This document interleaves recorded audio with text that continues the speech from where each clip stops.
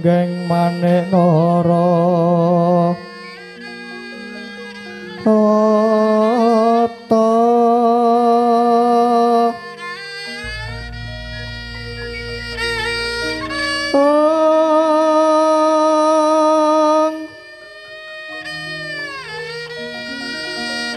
Obro prabanyo sumirat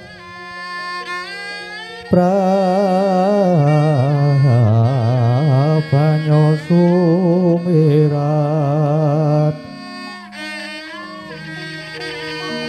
kenyaring tejoli weran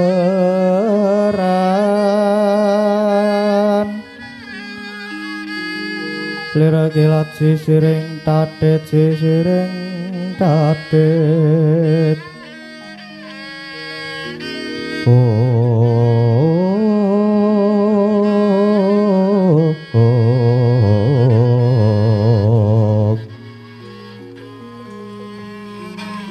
Wimbo kekondo mrengingen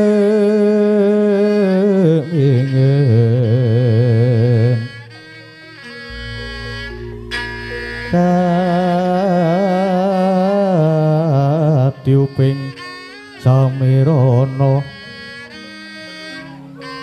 mandra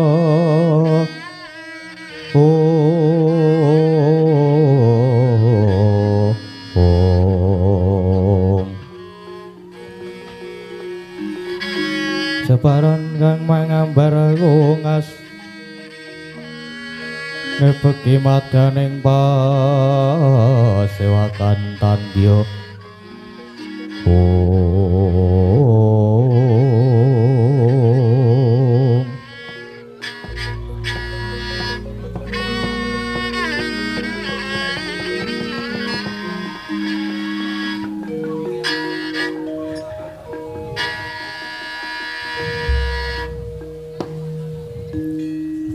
Iwang Agung mugi ngayung mono dateng dasat kawula Koko Prabu Punta jimat pepunden kula wonten ing Marcapada prapting delahan Koko Prabu rawuh paduka keparenga ingkang rayi ngaturaken pambagya panakrami tuwin sembah pangabekti kula mugi kunjuk wonten ngarsa paduka Koko Prabu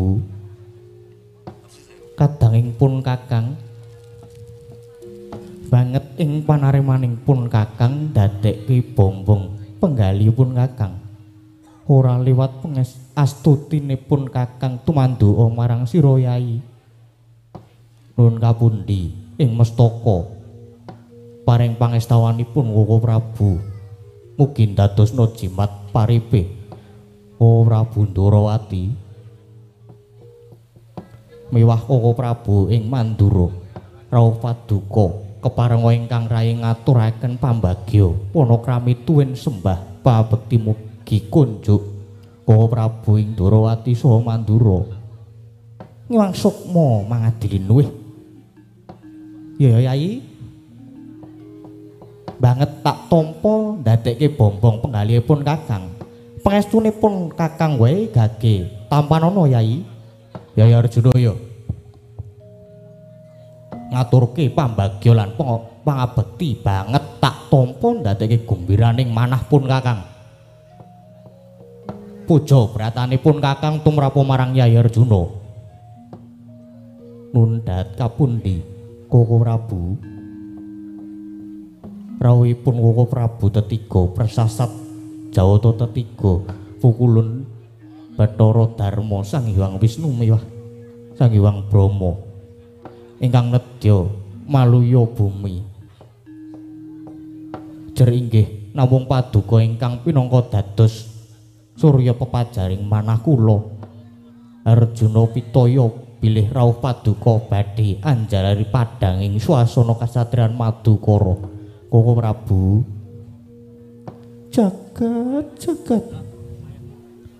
jagat Dewa Bathara persasat lumaku ing wanci panglong kepapak kobor sewu Muga rawuh Koko Prabu Puntadewa, Koko Prabu Kresna lan Koko Prabu Baladewa bisa mahanani katentreman. Yai Arjuna lan sira Yai Sembadra pun kakang melu bombong. Dene ora suwe maneh sira bakal momong putra yawa ing katresnanira ingkang kinandhut dening garwanira Yai Wara Sembadra sawijining kabungan gedhe dene Siadi pinarcaya dening Hyang Agung minangka lestarining tumuwuh Yai. Duh adikku adikku syukur mangayu bagya sekedhi jumurung ora ngilangake kekudanganing swargi Rama Prabu Basudewa. Saka panduganipun kakang ya bakal uyose putramu mengkone persasat bisa anyembuh kasuwargane Kanjeng Rama Prabu Basudewa. Pun kakang melu bungah Yai. Ya Yai. Semana uga pun kakang ing Mandura. Gedhe pangarep-arepipun kakang. Wiwit dauping Siadi nalika semana sira Yai tak kondhong Bratajaya ana ing tangan tengen Permadi ing tangan kiwa mubeng ana alun-alun Dwarawati kanthi pangebang-ebang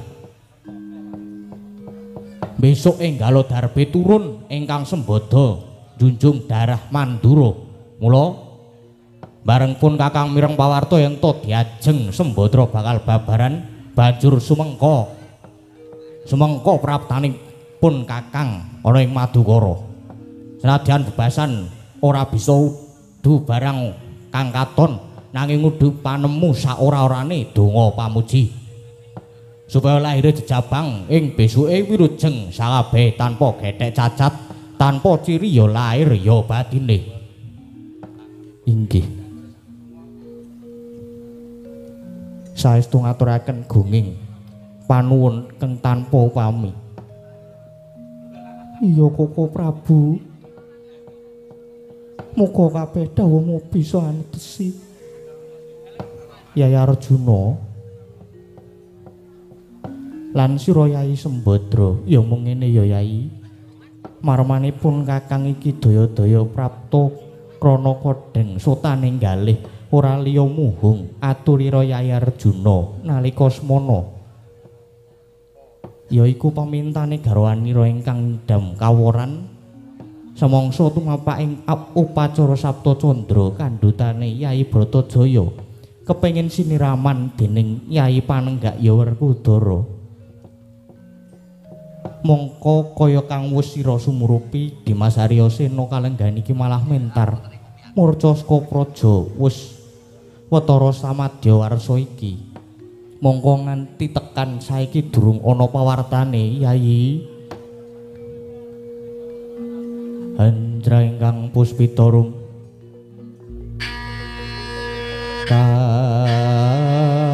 kasiliring samirana mrek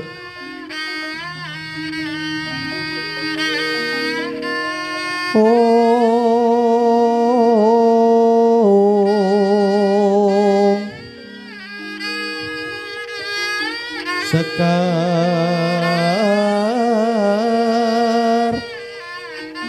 kadung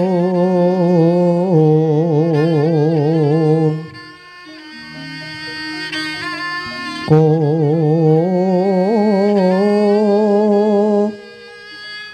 gas kandanyo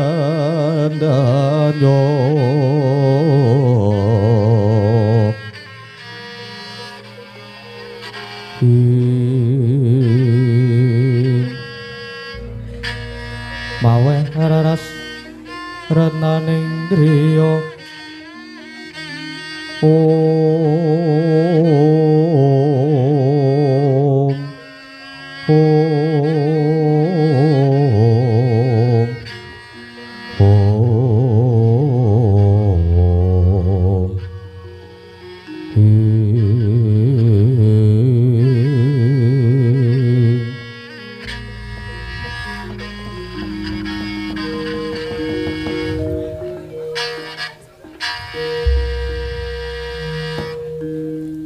Ko Prabu, inggih perkawis menika ingkang dados kenjibek bebeking manah kula. Murdanipun Kang Mas Bratasena ingkang persasat pepesing pangajeng-ajeng. Arjuna jumbuh kelawan kahanan iki sira yayi ingsun pundhut bisa legawa sabar narima ngadepi kabeh lelakon ingkang sinandhangi Kyai. Inggih Ko Prabu Ndrawati kula nyuwun dawuh. Janaka penjaluke Wara Sembadra ingkang mangkono wau ayo nganti ngribeti rasamu gedhe nuwuhake durgamaning Tyasira. Merga saka pangrasanipun Kakang penjaluk kang aneh-aneh tumrap kang lagi wewek waja iku tuwuh saka moganing jejabang ingkang kinandhut. Merga ngene, yuswane jejabang ingkang ana nggo garba wis ngancik Sabta Candra, mono kena diarani sungsang bawana balik ingkang werdine wis sawega sangkep bakal weruh padang hawa. Mongko sejatine lamun nganti ana lakon kedadian jejabang lair umur pitung candra iku kena diarani bayi tuwa ingkang kala mangsane malah banjur dadi tetungguling titah Yai. Yo Yai, pun Kakang uga mathuk karo penemune Yai Kresna. Yen garbine jangkep pitung sasi kuwi wis sawega sangkep, wis tingkep, tegese wis titi lan jangkep, nanging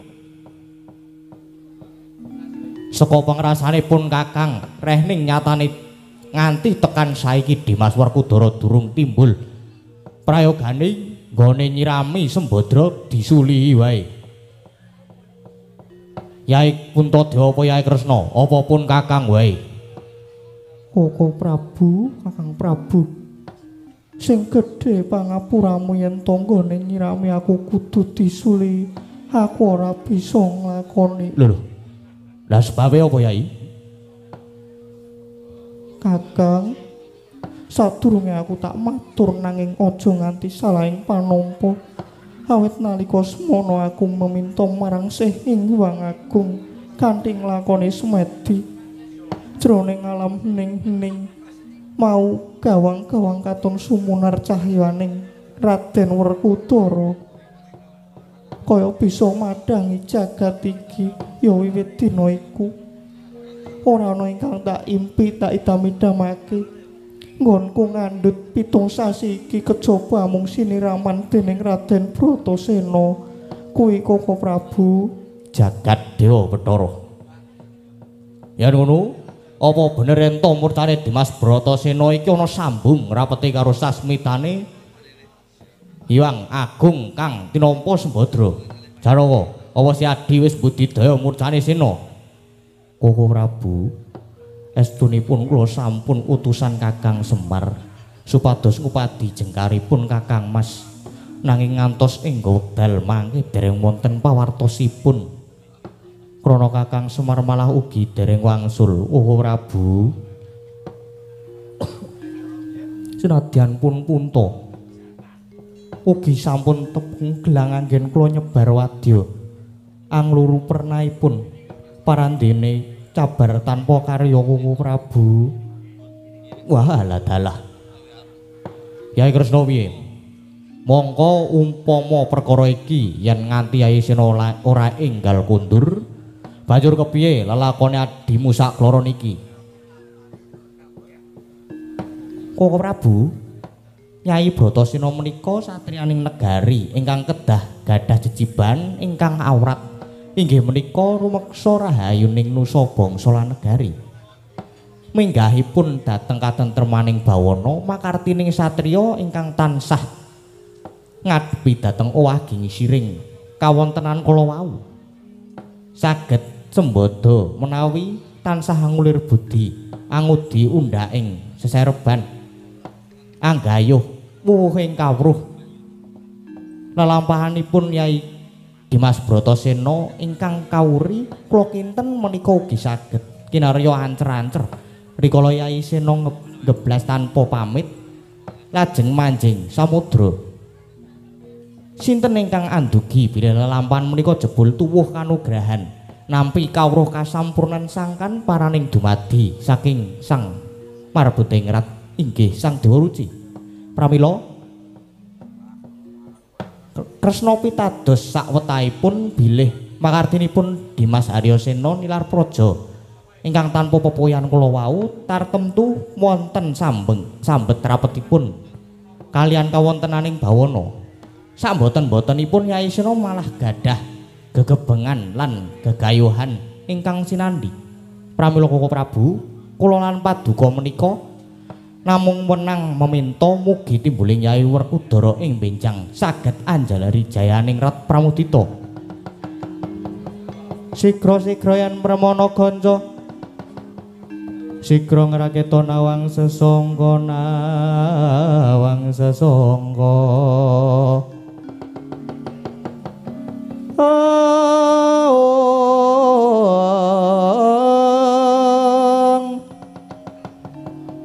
goyang lenggahing Sri Nalendra ambek marwa sing sang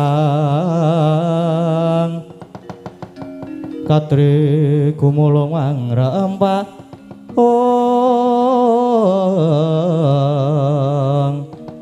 katri gumulung mangrempah ing kaca gurda gurureka giri-giri gurda gurureka giri-giri gumregut makut mangajab set kebiar katalika wau kathah-kathah pengendikanipun ingkang raka tetiga nata ing Amarta nata ing Ndarawati miwah nata ing Mandura akarya jaring penggalih sang pamadya Raden Arjuna nanging caritaning mriku anglenggahi kanyut minangka wardu kanyut wong ganten wardu wong kecoh nginanga durung abang ida dereng manjing ing pratala kasaru geger paseban Jawi wonten sawening Nalendra saking tanah sabrang kepareng miyak sagung para sumewa dadosaken horeking pasewakan kanca piyak ana daya minggir njaluk daya Ron.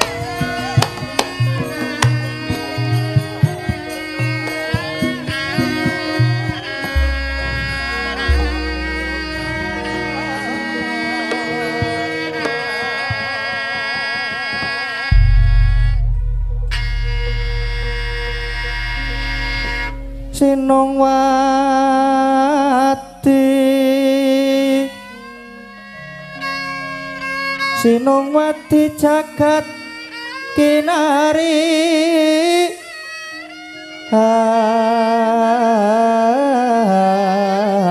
amom mbak lumembak ombak ing samudra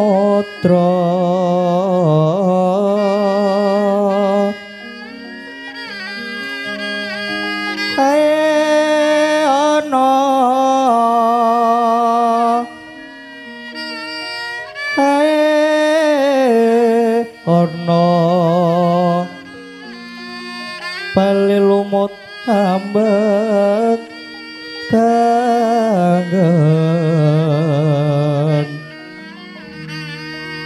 Wito dedenjeng denjengan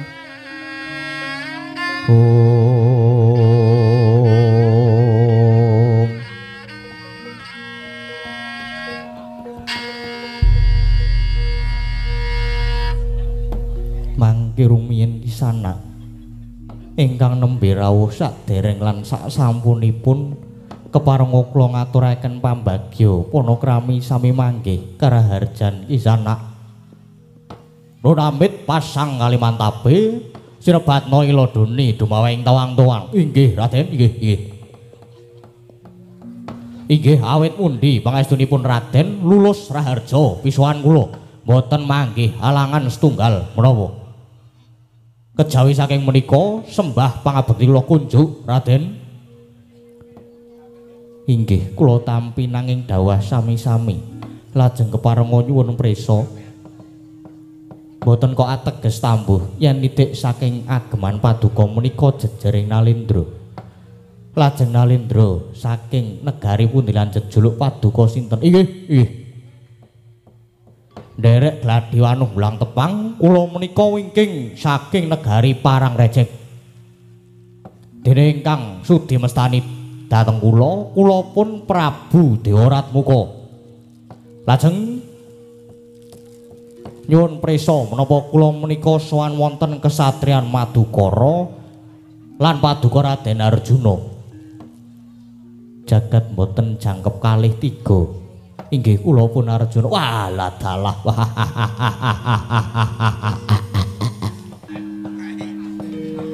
yen ngaten mboten keterang sanggen kula sowan pun pas kalian Google Maps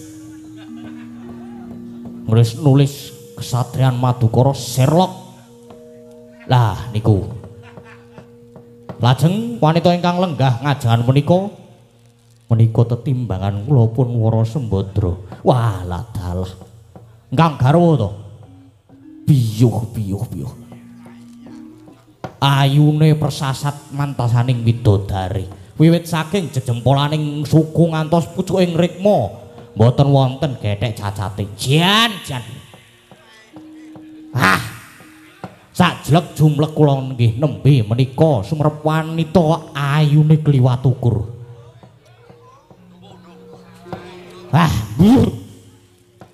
margi panggenan kula menika nggih kathah wanita nanging werni-werni spesies niku benten-benten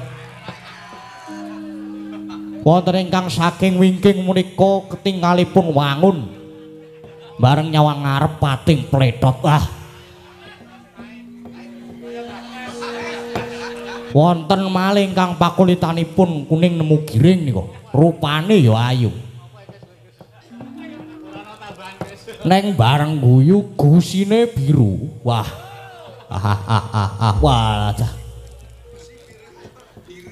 nanging nuwun sewu padharanipun menika kenging menapa Raden kok abuh menika nembe wewek waja jangkep pitung candra oh lah dalah lak ngaten gerbini to meteng nggih layak to kok ayune wah lah pancen nek wong lagi meteng ki ayune tambah sokeh wah saya ayu mula sing ndeyang ya gek do ditengi ora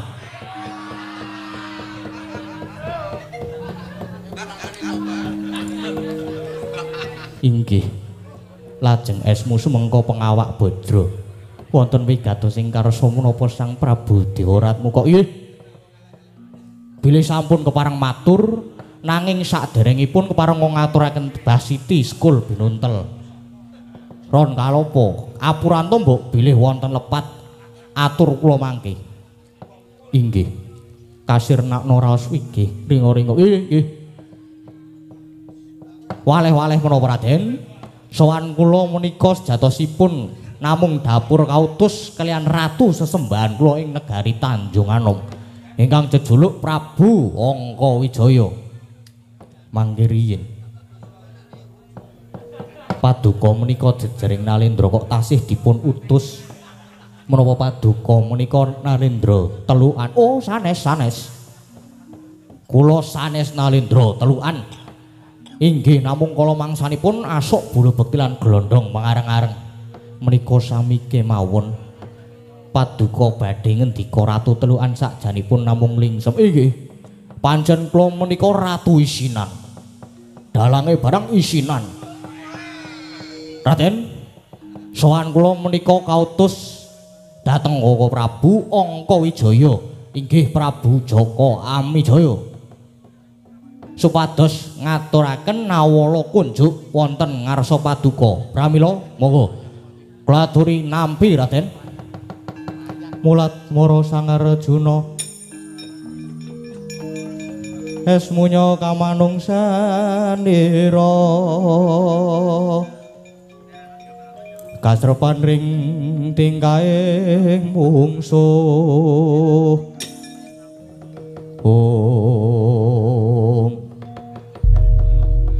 Koko Prabu menika jebul kados menika kados pundi malah wonten babak anglayani jujul anusuli.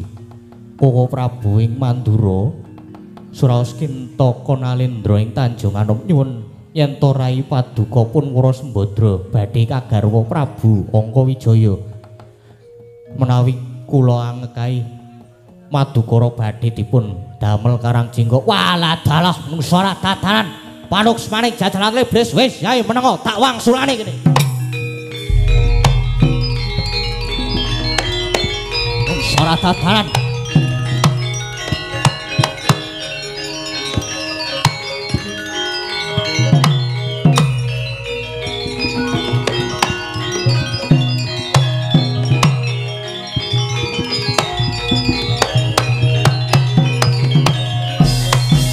walah dalah leteking jagat marang maning jajalan iblis. Woi jenengmu sapa jenengmu? Inggih kula Prabu Dewaratmuka. Paduka menika sinten? Nek kowe durung tepung karo aku ditepungke. Aku iki nata Mandura Prabu Baladewa. Prabu Baladewa kapernah menapa kalian Raden Arjuna. Iki kadange sepuh. Dewaratmuka, kowe kongkon karo sesembahanmu ngaturke layang. Kowe ngerti ora surasane layang apa? Aduh, nyemanggaken nanging saking panginten kula menika layang panglamar. Yo, kuwi layang panglamar ngerti yo? Ratu Gustimu bakal ngayunake Wara Sembadra. Monggo kowe ngerti dhewe Wara Sembadra ki wis kawengku garwa dening Kyai Janaka. Lan Sembadra saiki wis ngerbini 7 sasi. Ning ngopo Ratu Gustimu ki uteke ning dengkul? Hah? Yo. Ing atas wanita wis dewengku garwa lan wis ngerbine kok bakal diayunake. Aduh.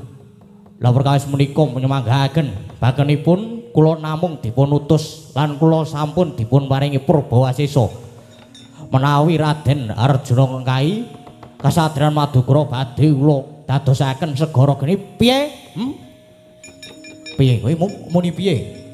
Madukara badhe kula dadosaken segara geni setan alas dimomong nungkangke elek. Apa ora ngerti ento Baladewa iki kakangne Wara Sembadra. Walah jelek urip wani ngancem adiku Janaka jugjeli tungklak tampanana kowe. Sora tatanan.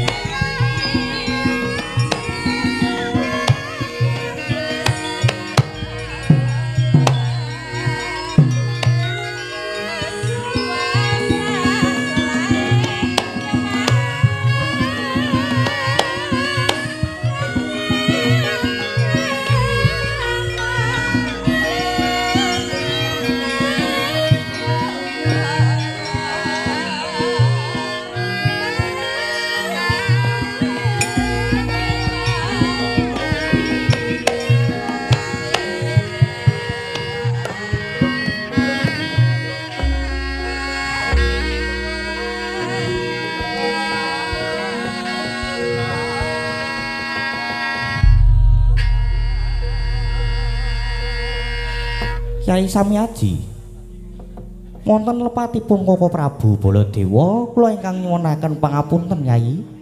Inggih, awit nuruti dhateng Bramantya satemah Koko Prabu nilar tata krami. Inggih Koko Prabu, mboten dados menapa krana menika inggih sampun dados lagak lagon lagyanipun Koko Prabu. Koko Prabu Ndrawati menika kados pundi lelampanipun malah wimbuh peteng kados mekaten. Ya pancen mbok menawa iki Yai Arjuna lagi dicoba, nanging percaya wae Yai, jer pacoban iku pinangka pangungkaling laku. Nanging lamun si Adi Sembada nglakoni lan lulus saka pacoban bakal gedhe nugrahane Yai. Inggih. Lajeng prayogi ning lampah kados pundi wis Yai? Perkara raja kae mau ben dirampungke Koko Prabu Mandura lan Dimen Dewangi Dimastiaki. Lah saiki prayogane sumene sawetara bebarengan kelawan pun Kakang lan Yai Samiaji manjing ana ing sanggar pelanggatan muga lelakon ingkang sinandhang enggal diparingi pepajar Yai Arjuna. Inggih. Kaluhuran Koko Prabu Punta, monggo sarengan kalian ingkang rayi kula dherekaken manjing sanggar pelanggatan meminta dhateng Sehing Jawata. Mugi dipun paringon pepajar lampahan menika lan mugi sesantinipun tansah manggih mulya.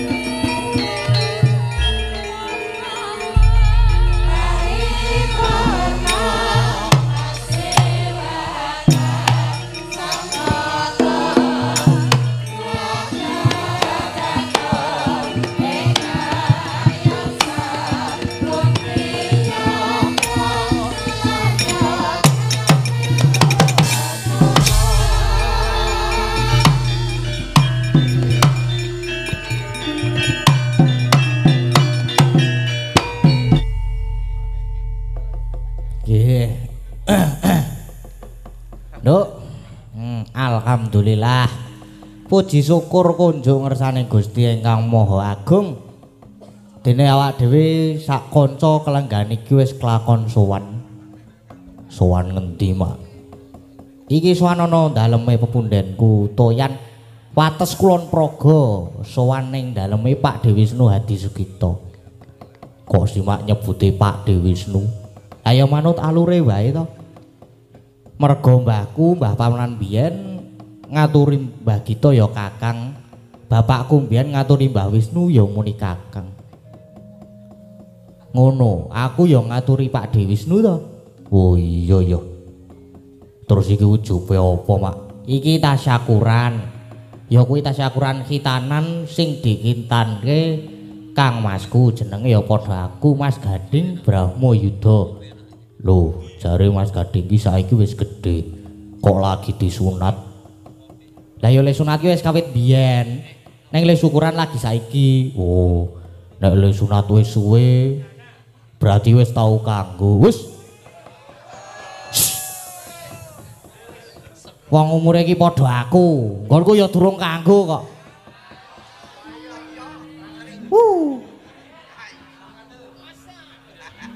Mosok. Wih lah. Nang ngene ya, Nduk, ngene. Acara iki pancen mundur merga nalika semono kuwi bar supit kuwi malah njur ana wabah Covid atau corona kae lho. Mongko nalika semono bapakku almarhum Ki Sira Nugroho isih sugeng. Gek biyen bapak karo Pak Dewisnu padha janjian, padha nazar. Bapak kautu pengendikane Kang, pokoke sesuk nek anakmu gading sunat sik wayang aku lho. Aku iki keselak kewan iki lho do mabur.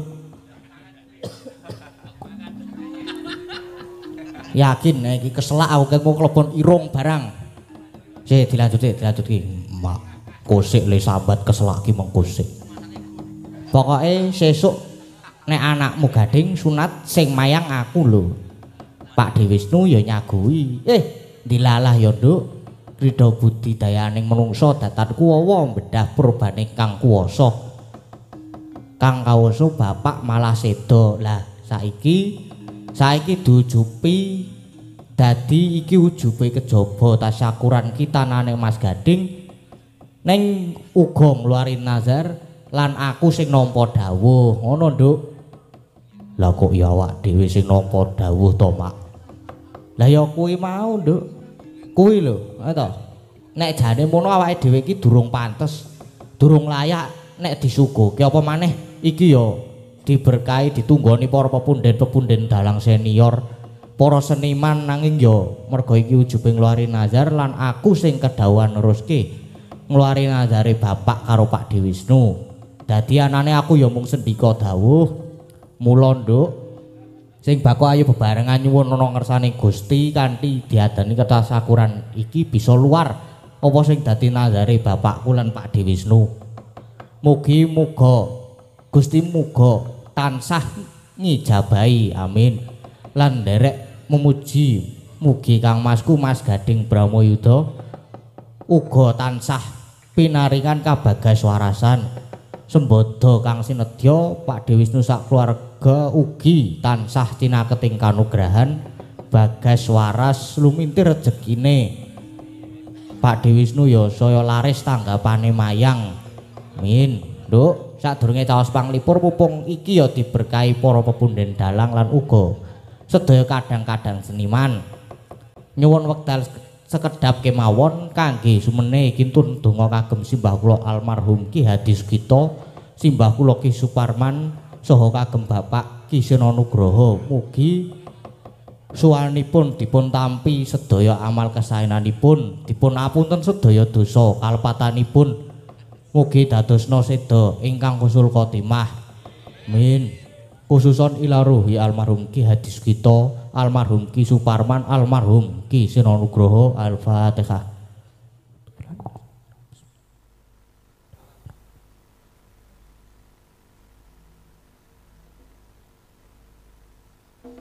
Amin. Cakap matur sembah nuwun. Nggih, niki Pak Dewisnu katuran minggah panggung kalian kalih Mas Gading ngeluarin nazar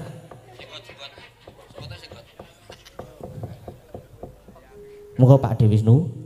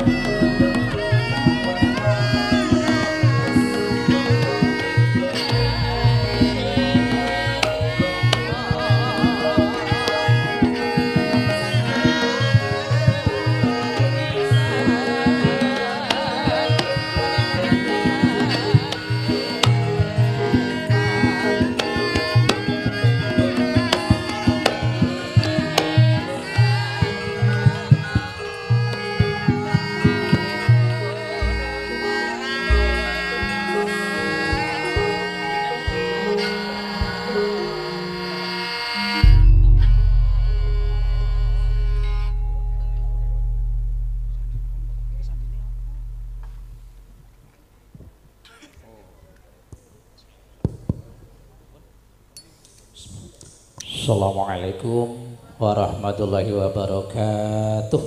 Waalaikumsalam. Bismillahirrahmanirrahim. Salatu wassalamu ala Rasulillah wa ala alihi wa sahbihi wa mawalah la haula wa la quwata illa billah amma ba'd. Sagung lenggah sedaya rahimakumullah. Nun saya boten kula wiji yang kula matur. Mugi wonten rawuh wonten dalu punika sedaya nampi rahmatipun Allah Subhanahu wa taala. Kandi menjuru hajatipun adik kula Ki Wisnu Hadi Sukito anggen ngluari jemnika wontenipun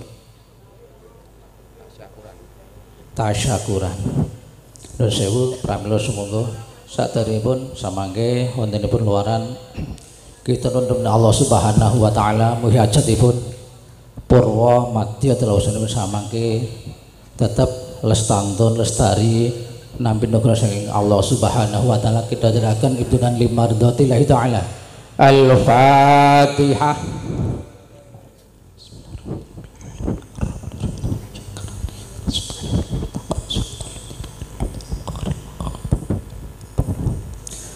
A'udzu billahi minasyaitonir rajim. Bismillahirrahmanirrahim. Allahumma shalli ala sayyidina Muhammad wa ala ali sayyidina Muhammad. Sadil awalina wal akhirina sallim wa radiyallahu ta'ala tabarakan an kulli sahabatika wa rasul ajma'in. Alhamdulillahi rabbil alamin. Allahumma hamdan syakirin, Allahumma hamdan na'imin, hamdan yuwafi nahkafi majidah. Ya Rabbana lakal hamd kama yanbaghi li jalali wajhikal karimi wa adimi sultanik. Asyhadu an la ilaha illallah wahdahu la syarikalah wa asyhadu anna Muhammadar Rasulullah. Allahumma sholli ala sayyidina Muhammad wa ala ali sayyidina Muhammad. Allahumma rabbana taqabbal wa usil saba ma qaranahu minal Qur'an min suratil Fatihah wa karamati hadzal majlis ba'da qabli bina hadiyatan wasilatan wa rahmatan nazilatan wa barakatan samilatan lil habibina wa sahbina wa qurrati ainina sayyidina wa maulana Muhammadin sallallahu alaihi wasallam faqdi hajati sabil baiti ya Allah ya Rahman ya Rahim. Allahumma al-faqwatin wal fa barakatin wal fa ni'matin wal fa rizqin wal fa rahmatin wal fa salamatin bi rahmati arhamar rahimin. Allahumma ja'alna wa auladana wa dzurriyyatana wajil hadirin wal hadirat min ahli ilmi wa ahli khair wa la taj'al wayahum min ahli sari wa dhair innaka ala kulli syai'in qadir. Rabbana zalamna anfusana wa illam taghfir lana wa tarhamna kunna minal khasirin. Rabbana hab lana min azwajina wa dzurriyyatina qurrata a'yun waj'alna lil muttaqina imama. Allahumma hasil maqasidana maqsadin wa dunya wal akhirah bi rahmatika ya arhamar rahimin. Rabbana atina fid dunya hasanah wa fil akhirati hasanah wa qina adzabannar. Allahumma la tad'a lana fi masjid hadza dhanban illa ghafarta wala hamman illa farijta wala aiban illa satarta wala usran illa sarta wala jahlan illa 'allamta wala dhalan illa hadaita wa hatta ridha min hajji dunya wal akhirah illa qadaitaha ya rahman ya rahim ya mujibad da'awat ya arhamar rahimin wa sallallahu ala sayyidina wa maulana Muhammadin wa ala alihi wa sahbihi wa barakasallam subhana rabbika rabbil izzati amma yasifun wassalamun alal mursalin walhamdulillahi alamin qabulatul rasul bi rasul waqti hajatina bi barakatil fatihah emang khutubi alaihim taqabbal taqabbal ya karim coba tahu ya alim ahla wala quwwata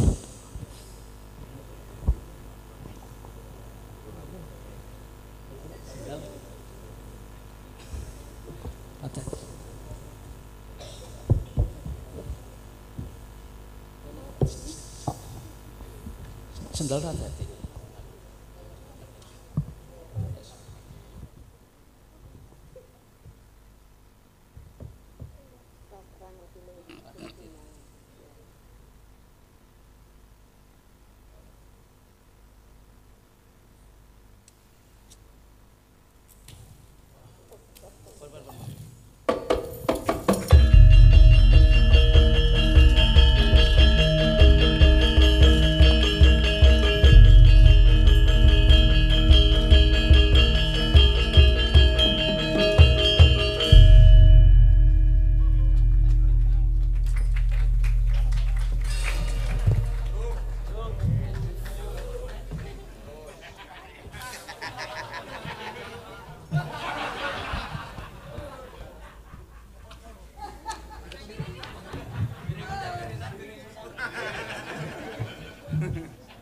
Yang pintar dia lagi.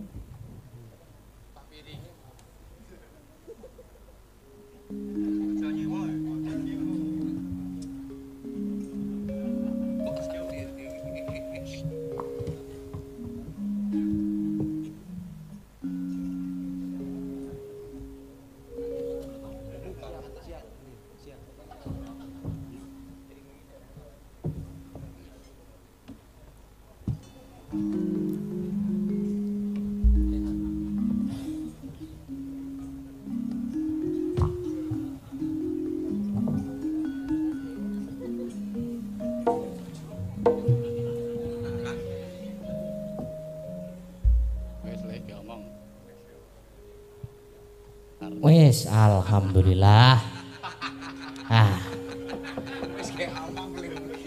Alhamdulillah Mbah terus wis gek omongan kono. Nggih, Mbah.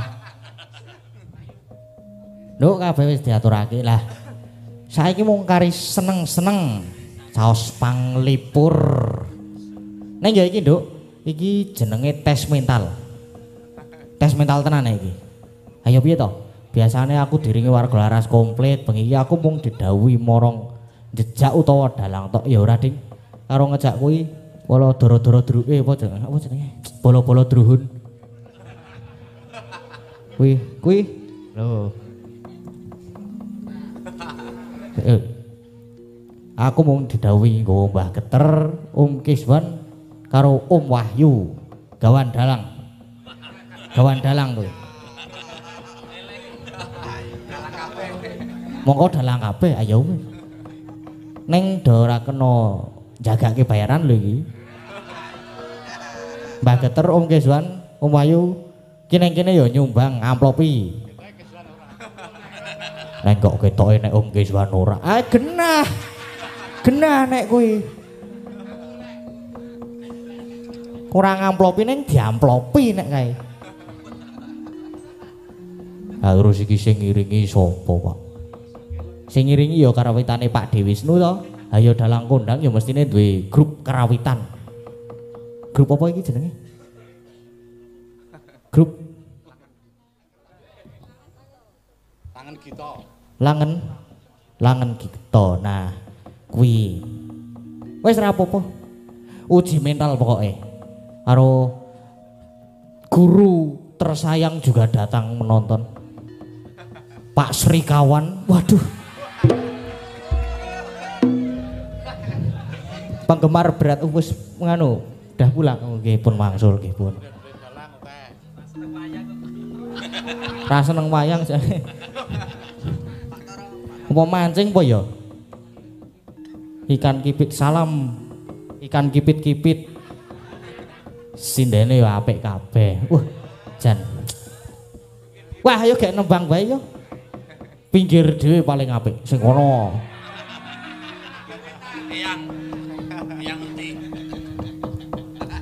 Iya mbok menawa ana sing arep nyumbang apa ta apa ngono. Wong sing diulem ya seniman-seniman kaya Mbak Tatin. Mbuh. Mbak Tatin rawuh awan mau apa saiki? Terus masih ono.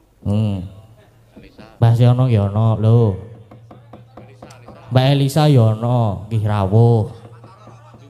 Pak Toro nggih rawuh lho. Ayo to diugake yo.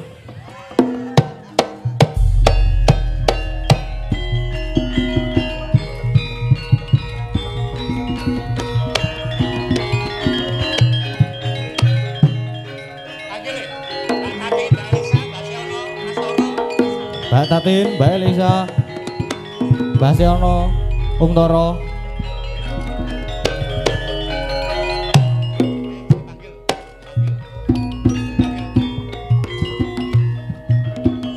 Yo monggo Mbak Elisa.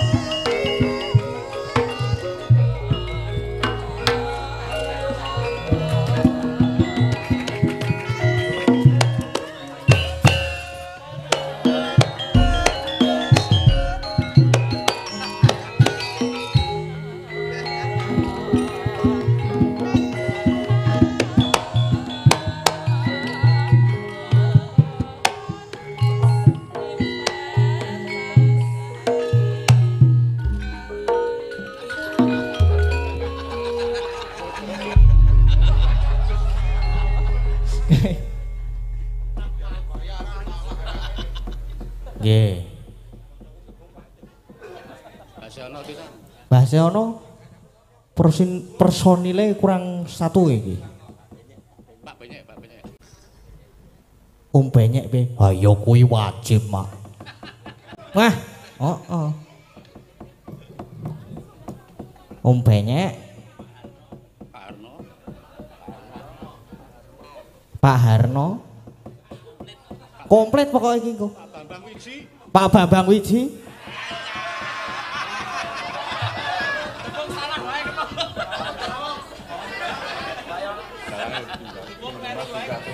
Demong ya.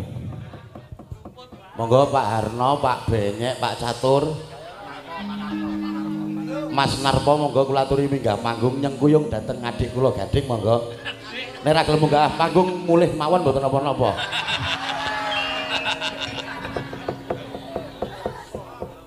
Monggo.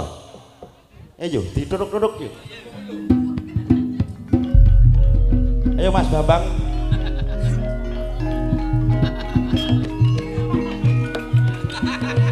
Ayo Bang. Monggo Pak Arno monggo.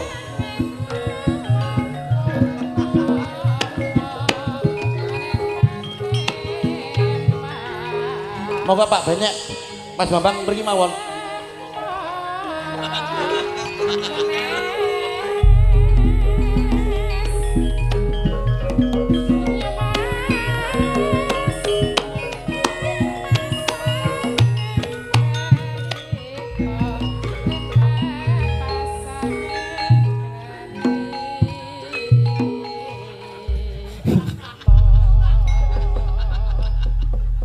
Monggo Mas Benyek, Mas Bambang, Mas Keli Bule monggo kula aturi.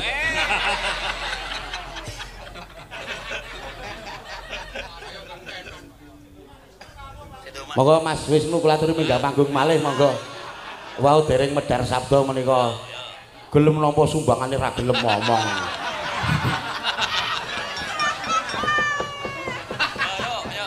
Monggo, sepoti Mas. Pun mboten sah, pun. Oh, nggih.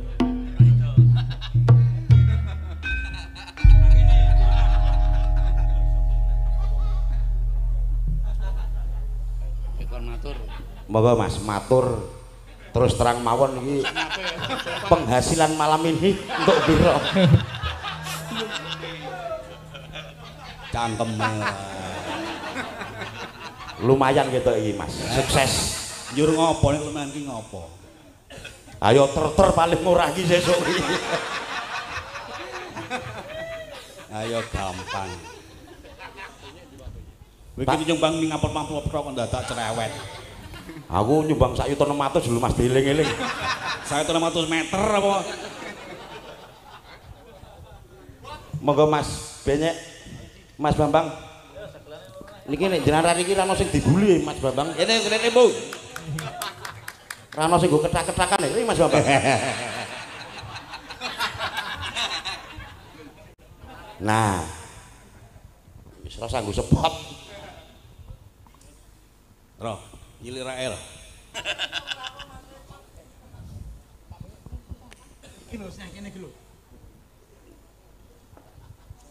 Monggo Mas benyek teng mriki.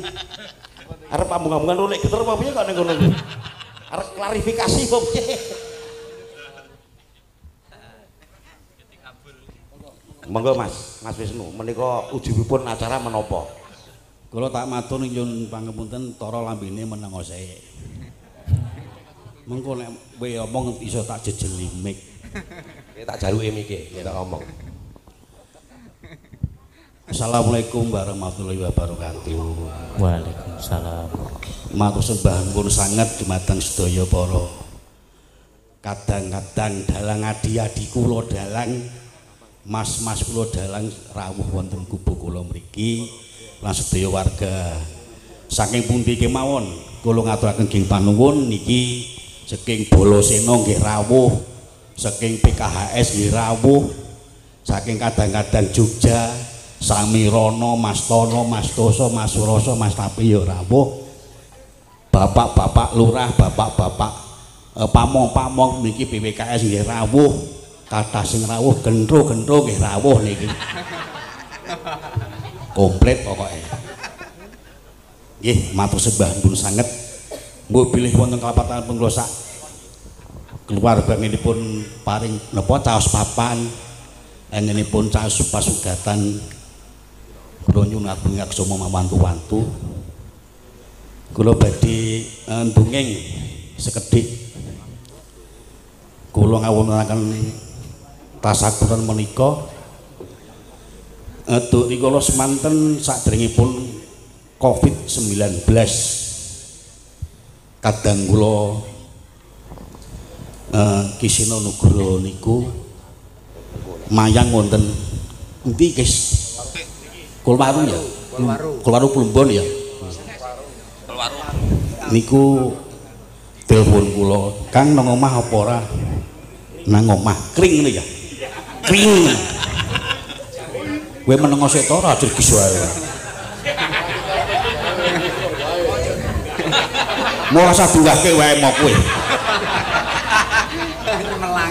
Nyemelangi kowe nek munggah cok.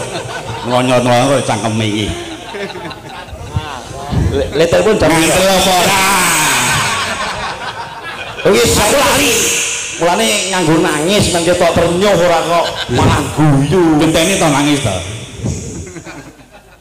Nek nangis tak batin. Rila semanten Suwargi Kisana mampir wonten mriki. Kula kaliyan ibu kula kaliyan anak-anak kula nembe kemawon wonten ngajeng mriki niki seksinipun adik kula Kiswan Palik Geter sapa ya? Ora melu kowe. Dijani. Iki usul wae Mas. Anggap iki apa? Menengo to wah jan aku ora iso fokus aku jane wae. Niku mampir kalih ibu kula agi ngopo Budhe? Iki agi rembugan arep nyupitke putuku si Gading. Wah, jenenge padha anakku. Gadinge jenenge padha, cilinguse ya padha. Iki saiki ora saiki. Sing mesti gadingku sing cilingus kae. Nah, terus manten terus serius ngaten kalih kula. Sesuk sing mayang aku.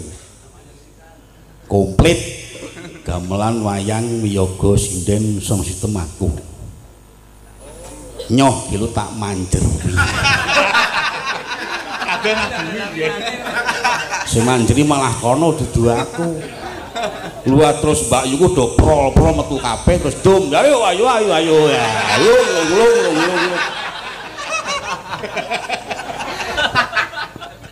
Wis geger sier-sier pokoke. Oh iya disekseni ya. Le ibu ngoten niku le Ki Seno. Ya budhe esuk sing mayang aku. Alhamdulillah terus wonten Covid nika. Terus saderengipun sowan wonten ing jaman kelenggengan suwargi adi kula Ki Seno niku telepon kula. Kang sesuk nek aku mayang nek wis bar Covid bae.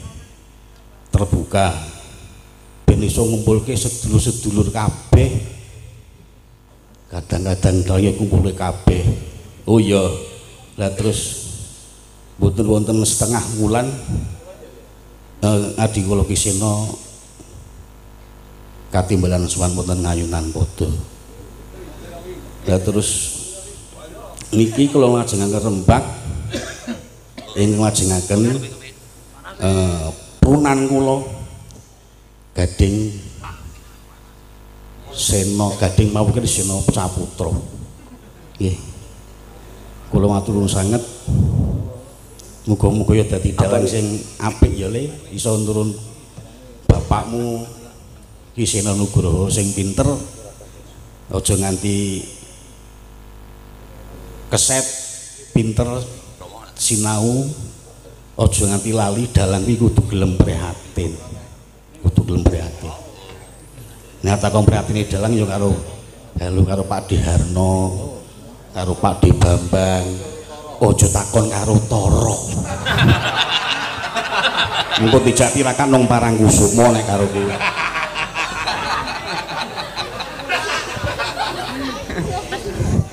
Nggih, nganten kemawon sebisa meneh ya Le.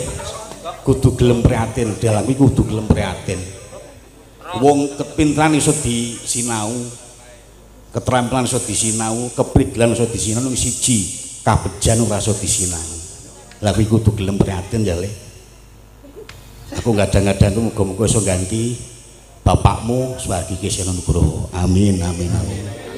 Nggih nganten kemawon maksudipun paring wedha dumateng kula niki kula pasrahaken adi-adi kula dalang-dalang kangmas kula niki sampun lenggah. Monggo nek ajeng geguyun kota medun panggung rumadang aku ki. Nggih, wektalipun monggo Mas Toro.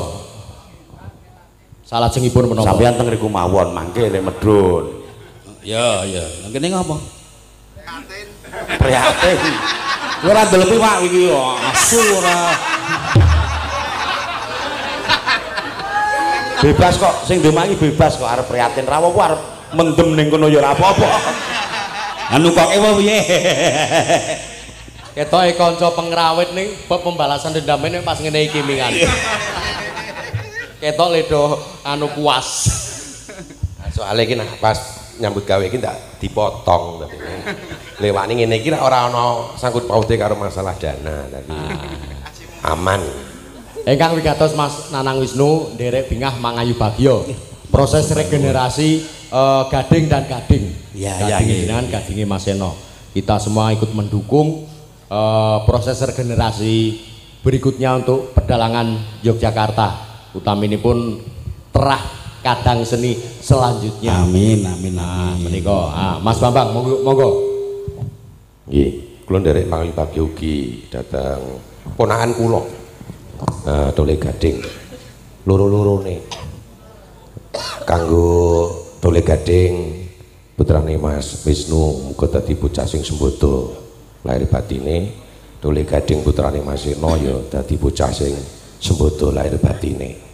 Pokoke prihatin aja lali kabejan mengko bakale dibomburi. nitik lawan prihatine mau nemung derek nyengguyung Mas Wisnu anggenipun kagungan kersa rahayu ing tanpa alangan setunggal menapa. Ngatur nggih mawon, matur suwun. Amin. Mas atur dhisik, Mas atur dhisik. Toro keri. Toro keri, cok elek. Oh iya, iklan. Nggih, mugi-mugi Mas Gading putrane Mas Wisnu ampun kados kaya kula.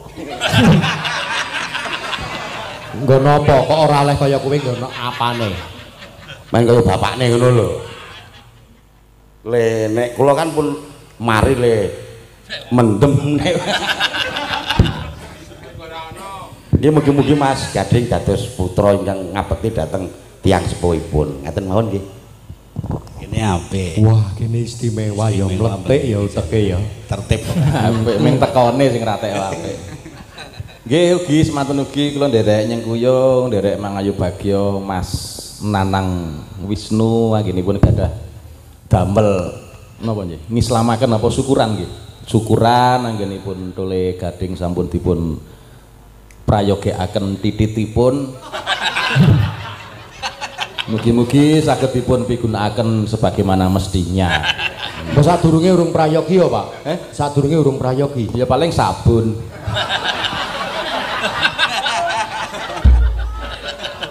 Nggih mugi-mugi saged dados laring keng saged mikul dhuwur mendem jero dhateng tiyang.